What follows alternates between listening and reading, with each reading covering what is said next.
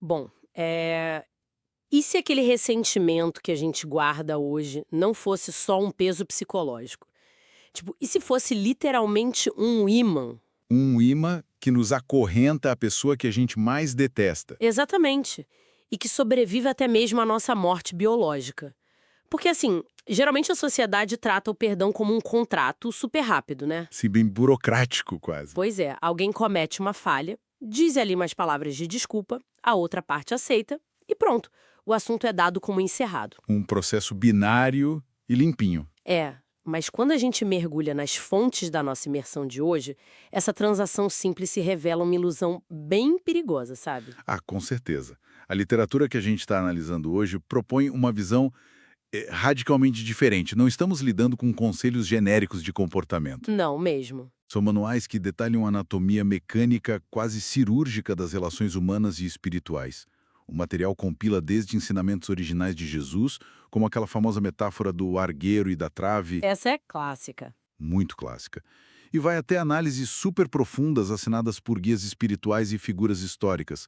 Temos o espírito Simeão, o apóstolo Paulo, o rei São Luís. E o que me chamou a atenção logo de cara é que eles não tratam o rancor como um simples estado de espírito. Eles tratam como uma força de atração física mesmo. Exato. Uma lei da física espiritual, por assim dizer. E é bem por isso que a missão dessa nossa exploração aprofundada é tão urgente para quem nos acompanha. A gente vive num mundo totalmente focado na cultura do cancelamento. Nossa, virou um esporte, né? Virou um esporte de alto rendimento. Guardar rancor e expor o erro alheio é a regra.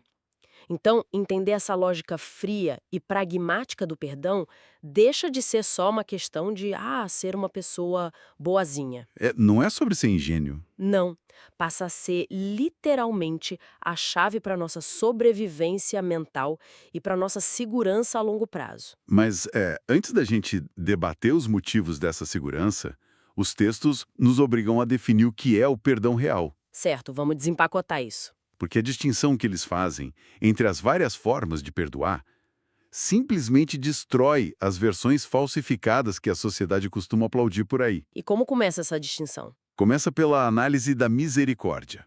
As fontes definem a misericórdia como o complemento da brandura, e o cerne dela consiste no esquecimento das ofensas. Aham. O texto divide o perdão em duas categorias totalmente excludentes. A primeira é a nobre, generosa e principalmente silenciosa.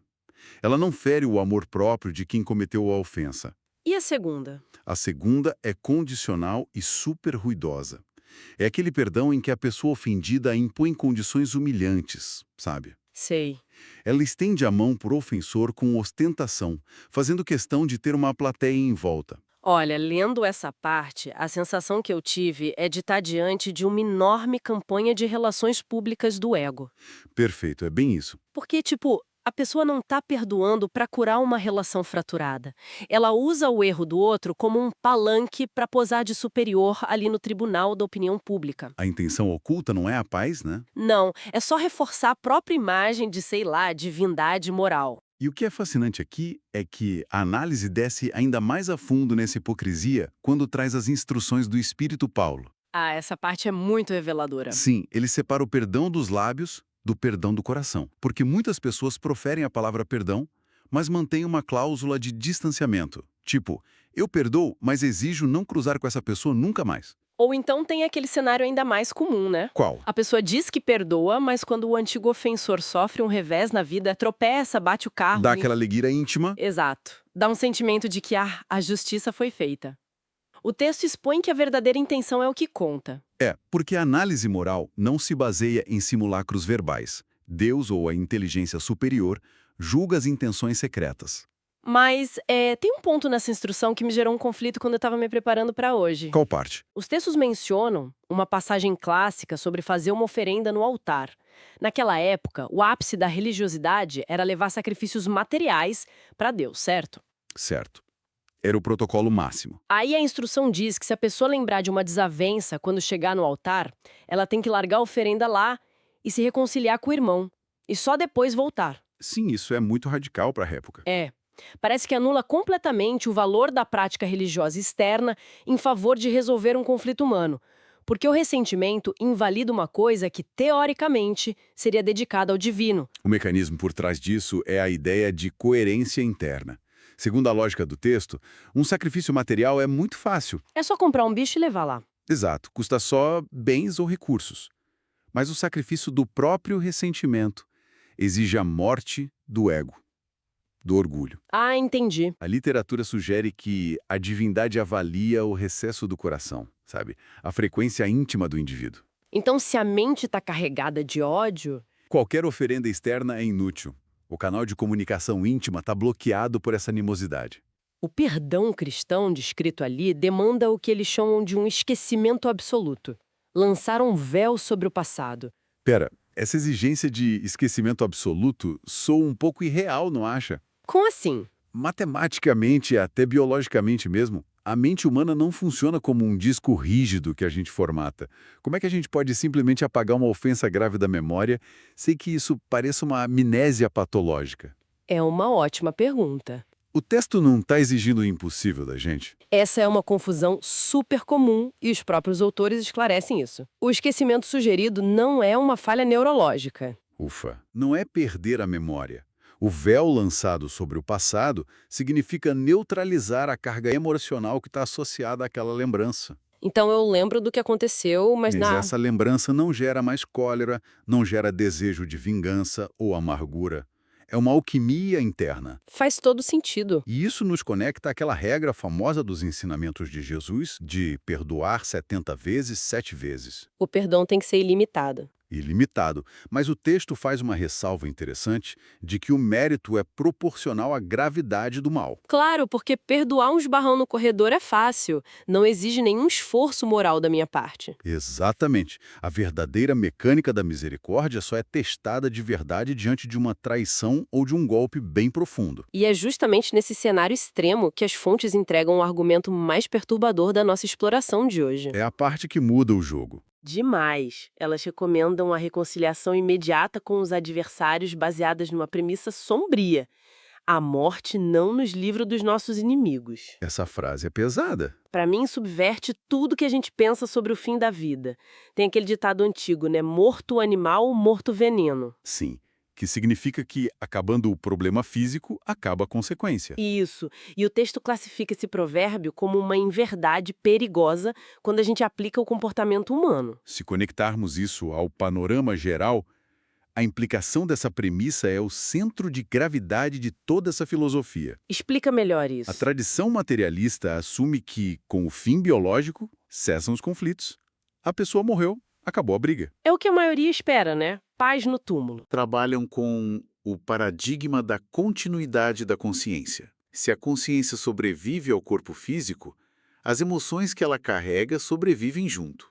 Então o ódio vai na bagagem. Exato. O ódio se torna uma assinatura energética. Um espírito vingativo, agora é livre das limitações do corpo físico, pode continuar a perseguir a pessoa encarnada contra a qual ele guarda rancor. Espera aí, a gente precisa detalhar a mecânica disso para quem está ouvindo, porque o texto usou uns termos muito técnicos e, francamente, assustadores. Sim, termos como obsessão, subjugação, possessão. Isso, o que exatamente está acontecendo nesse processo? Não são só historinhas de terror para assustar a audiência, né? Tem uma lógica psicológica ali. Tem, absolutamente. Quando as fontes falam de obsessão ou subjugação, elas estão descrevendo uma invasão mental baseada em sintonia, Como o rádio. bem parecido com um rádio. Funciona como uma ressonância de frequências. Uma mente desencarnada, que está fixada no ódio, foca a atenção dela em uma mente encarnada que também está vibrando nessa raiva. E o que essa pressão causa? Pode gerar desde pensamentos intrusivos e depressão severa, até nos casos mais graves de subjugação, a paralisia da vontade da pessoa. Caramba! O indivíduo passa a ser dominado mentalmente por esse adversário invisível que afeta os interesses, as emoções e até as afeições da vítima. Nossa, essa explicação muda completamente o panorama. O perdão deixa de ser só uma atitude bonitinha e passiva e passa a ser, literalmente, o mecanismo de defesa espiritual mais poderoso que existe. É pura pragmática. É, porque se eu não perdoo e se eu alimento o ódio recíproco, eu mesma estou fornecendo a senha do Wi-Fi para que essa mente invasora tenha acesso a mim. Exatamente. Você está criando e nutrindo o seu próprio perseguidor para o futuro. Então, perdoar é um ato de autopreservação extrema. A economia de energia espiritual é incalculável. Quando ocorre o perdão verdadeiro, aquela sintonia de ódio é quebrada. O perseguidor simplesmente não encontra mais ressonância. A senha do Wi-Fi muda. Perfeito, a conexão cai. E a instrução do Espírito Simeão ressalta justamente essa profilaxia. Ele descreve a felicidade, a segurança imensa de poder colocar a cabeça no travesseiro todas as noites e dizer: nada tenho contra o meu próximo. Não é só para ficar com a consciência leve. Não. É blindar a própria mente contra invasões de adversários desta vida ou de existências passadas. E os textos ainda afirmam que a justiça superior assume a proteção de quem perdoa genuinamente. Bom, a gente entendeu a matemática assustadora e os riscos brutais de manter ressentimentos. O quadro está bem claro. Sim, a teoria é nítida. E, no entanto, a humanidade insiste em apontar as falhas alheias e cultivar inimizades. Qual é a engrenagem defeituosa na nossa mente que impede a gente de aplicar essa defesa? Segundo o material, a resposta está na nossa completa, quase absoluta falta de autopercepção, A raiz do nosso orgulho. que é brilhantemente ilustrada na parábola do argueiro e da trave. Ah, essa parábola é fantástica. A metáfora do argueiro, que é tipo um cisco minúsculo de palha no olho do irmão, em contraste com a imensa trave de madeira no nosso próprio olho. Ela ilustra bem a assimetria do julgamento humano. A gente enxerga o cisco no outro e ignora a madeira na nossa cara. Exato. As fontes diagnosticam a nossa incapacidade crônica de usar um espelho interior. Falta pra gente o exercício básico de sair da nossa perspectiva isolada e perguntar: o que eu acharia se visse alguém fazer exatamente o que eu faço em segredo? Aqui é que a coisa fica realmente interessante, porque essa assimetria revela o que eu chamo de contrato oculto das nossas relações. Ah, como se encontrar o culto. Pensa bem, nós somos os advogados de defesa mais brilhantes e dedicados do planeta quando a gente está julgando as nossas próprias falhas. Ah, com certeza.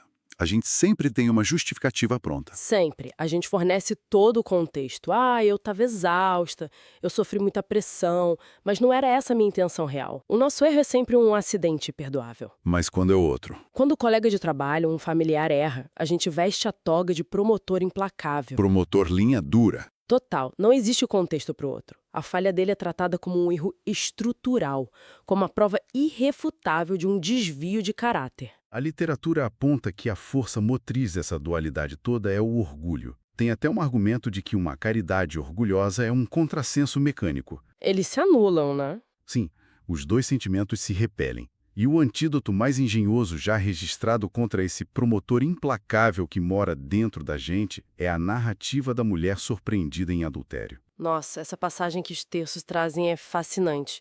A gente tem uma multidão ali, armada com pedras. Apoiada pela lei vigente da época, inclusive. Exato, pronta para executar publicamente uma pessoa moralmente falida segundo as regras deles. E Jesus não entra num debate jurídico com a multidão. Não, ele não diz que a lei está errada. E também não declara que a mulher é inocente. Ele ataca diretamente a engrenagem do orgulho deles. Ao dizer, atire a primeira pedra aquele que estiver sem pecado, ele cria um choque cognitivo ali na praça. Ele não isenta o réu, ele desqualifica o juiz. A genialidade psicológica dessa instrução está em forçar instantaneamente todos os presentes a abandonarem a posição confortável de promotores. E sentarem na cadeira dos réus. Exatamente.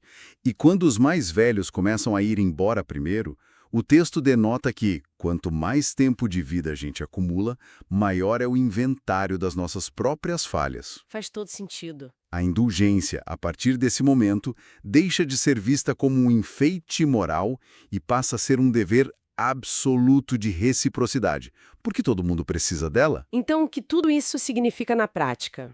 O desafio passa a ser a aplicação desse dever no dia a dia? Na teoria é lindo, mas no trânsito. Pois é, porque as pessoas vão continuar falhando, quebrando promessas e cometendo injustiças com a gente. Como lidar com isso? As fontes estruturam um manual bem claro, que eles chamam de indulgência.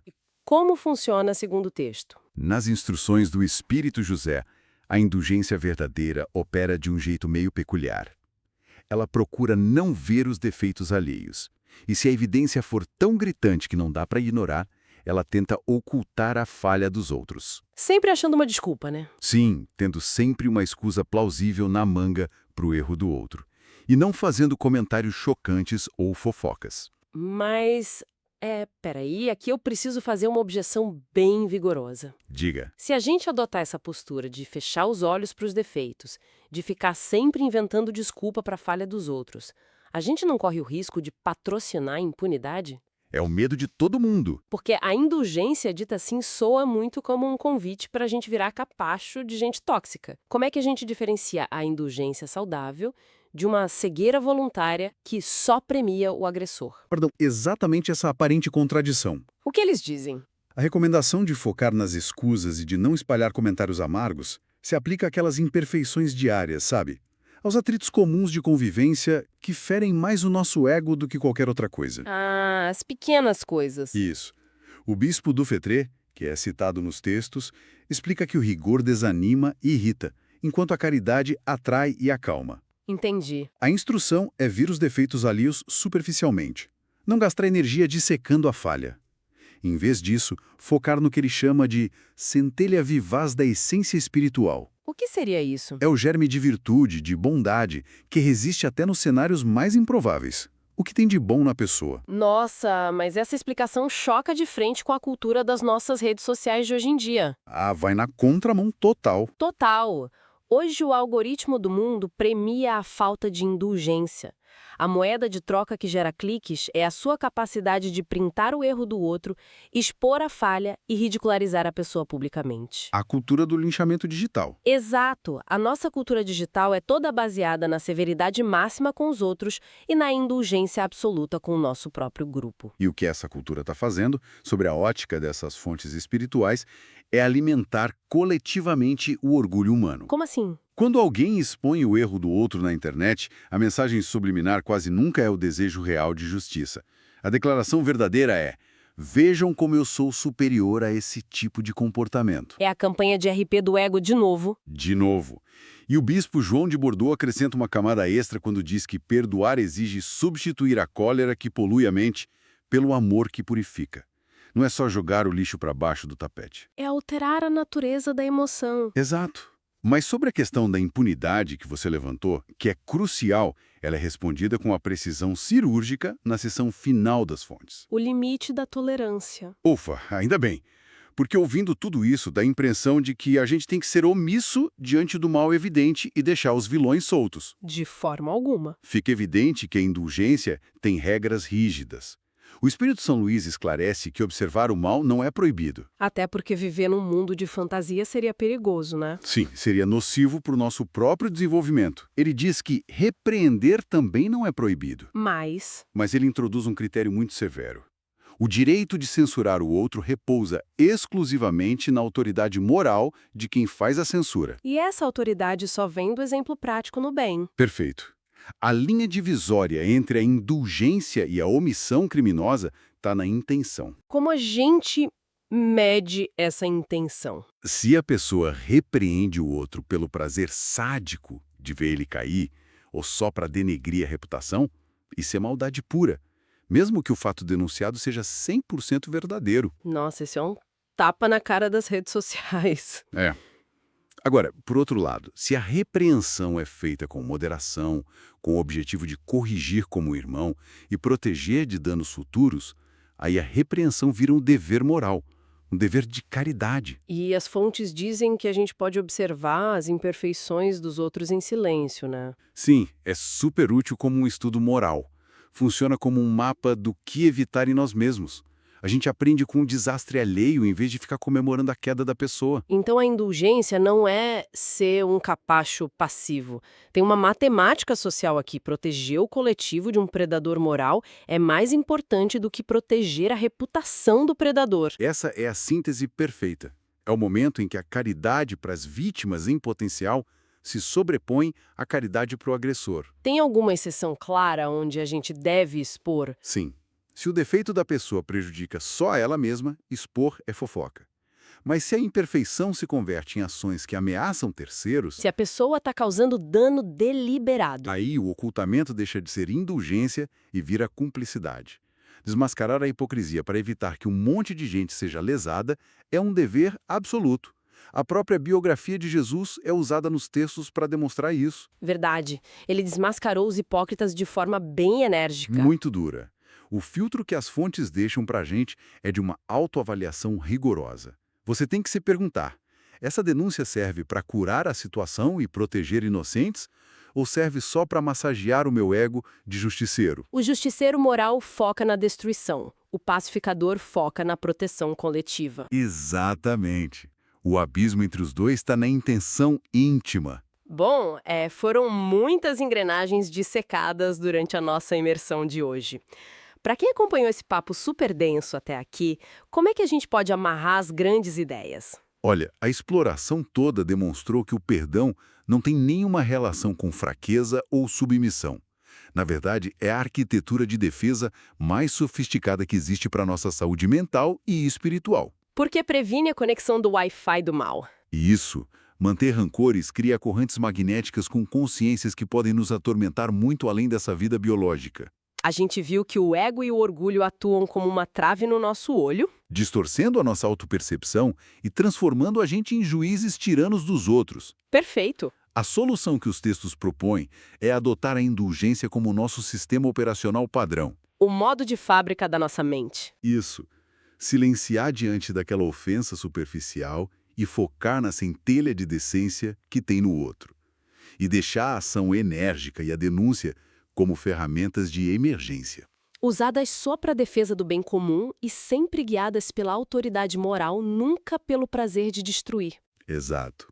E olha, para encerrar, aprofundando tudo o que os textos propõem hoje, eu queria deixar um pensamento provocativo. Um exercício mental mesmo, para quem está ouvindo a gente, que transcende essas páginas que a gente debateu. Manda. Se a gente implementasse um algoritmo da indulgência nas nossas próprias mentes, hoje mesmo, Como seria isso na prática? escolhendo deliberadamente ver os defeitos alheios cotidianos só ali, superficialmente, bloqueando aquela vontade quase incontrolável de atuar como promotores implacáveis nas nossas casas, nos escritórios. Puxa, seria uma revolução. E se a gente investisse a nossa energia só para localizar a tal centelha de bondade naquelas pessoas que mais nos irritam?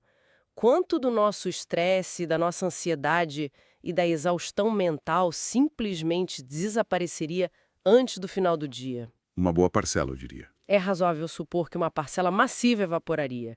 Porque se essa lógica milenar estiver correta, desarmar a bomba do ressentimento é o único caminho para a gente não ser devorado pelos estilhaços das nossas próprias expectativas frustradas. Fica aí a reflexão para quem nos acompanha. Uma reflexão necessária para todo mundo. Com certeza. Bom, tem sido um privilégio enorme investigar esses mecanismos todos com tanta profundidade.